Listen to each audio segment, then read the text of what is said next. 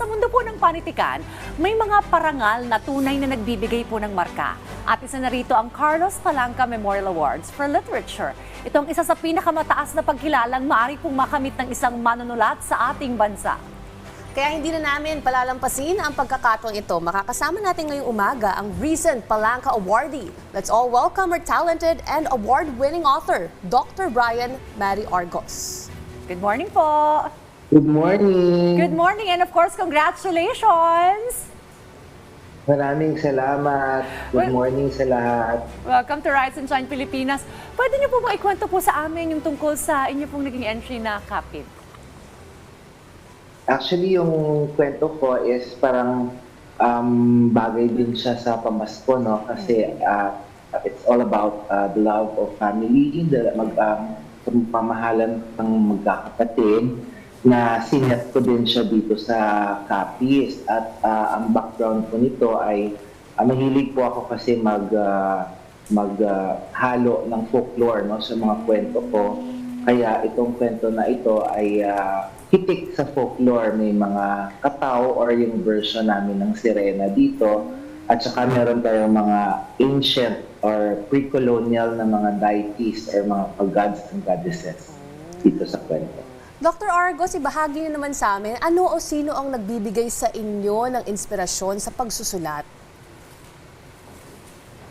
Usually, pag nagsusulat ako, talagang iniisip ko yung audience, no? Kung sino yung magbabasa ng mga kwento at ng mga tula.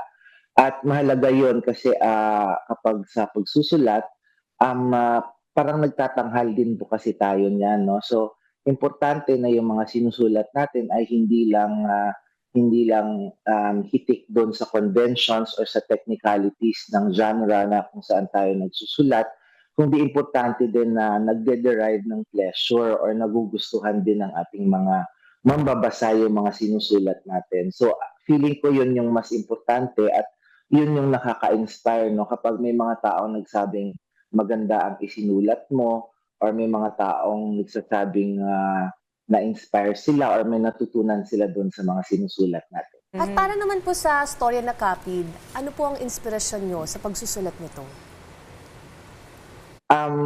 Sa Kapid kasi, no, dalawang magkakapatid ito sila. Yung isang kapatid diyan ay kataw or sirena, no? At ang naging inspirasyon ko dito ay gusto kong ibahagi, no, sa lahat ng mambabasa ang makulay na kultura din ng Capiz at ng Rojas City. At maliban dyan, gusto ko din ibahagi yung napakahalagang mga values, no, or ideals na kailangan nating i-nurture bilang isang pamilya at bilang magkakapatid. Mm-hmm. Well, ano po ang inyong reaksyon nung nalaman po ninyo na kayo po ay isang Palanca Awardee? Actually, yung win ko ngayon is my third win, no, sa Palanca. Okay. Madalas kasi yung mga sinusulat ko, yung first two wins ko are in Hiligaynon. Sa sarili naming lingwahe dito sa Rojas City at sa Capiz at dito sa Western Visayas. At ito ang kauna-unahang Ingles na entry ko na napasok sa mga winning entries sa Palanca. Kaya yung naalala ko yung una kong pagpanalo, binubulutong pa ako nun.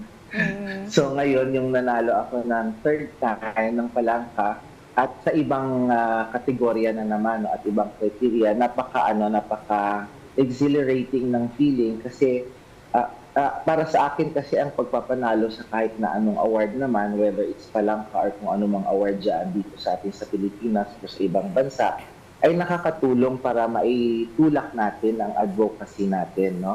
So yung advocacy natin, yun yung mahalaga kasi para saan tayo at para kanino tayo nagsusulat. Kung wala namang dahilang ganyan, parang wala na rin dahilan tayo para magsulat. Okay, hindi lang pala isa, hindi lang dalawa, tatlong Palanca recognition na, no? Well, siguro I would like to ask, kanino po ino-offer itong inyong pagkapanalong ito? Hindi lang isa, dalawa, pero pangatlong pagkapanalo niyo na po sa Palanca.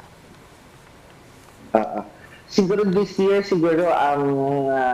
gusto ko talaga siyang ialay sa mga bata, no? Kasi nga, doon tayo nanalo sa Children's Short Story category. naiintindihan ko kasi na ngayon napakalaki ng problema natin sa literacy sa Pilipinas.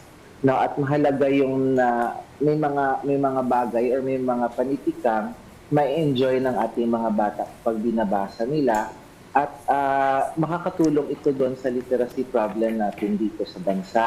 At sa pagkakaroon nito mga material na magiging pleasurable at magiging angkop sa ating mga kabataan, ay nawa-widen natin ang kanilang exposure sa local literature at the same time nabibigyan natin sila ng ligaya. Alright, maraming salamat po Dr. Brian Marie Argos sa pagbabahagi ng inyong kwento at Thank inspirasyon. you. Congratulations po ulit at salamat.